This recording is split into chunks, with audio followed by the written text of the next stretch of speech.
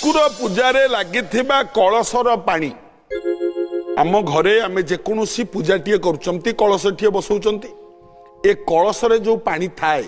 पूजा सरिबा परे ए कलशर पानी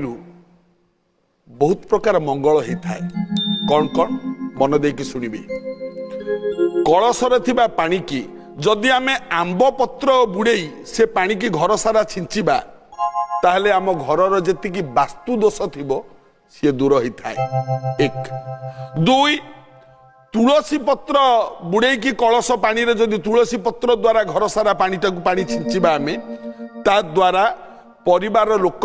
निरोग होता रोग ही न थे परिवार लोक को। तीन जदि कलशर पानी की फूल बुड़ेई आमे फूल माध्यम घर सारा छिंचिबा ताले परिवार रे जेते सदस्य अछंती समस्तंक